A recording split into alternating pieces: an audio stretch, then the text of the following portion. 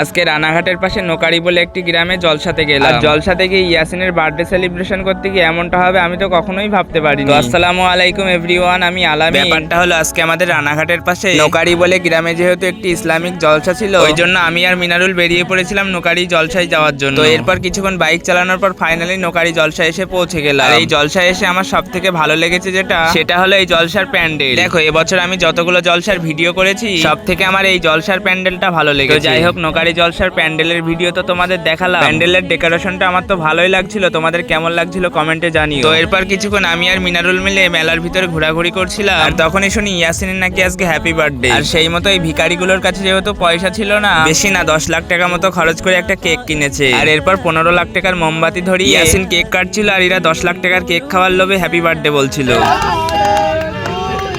Happy birthday!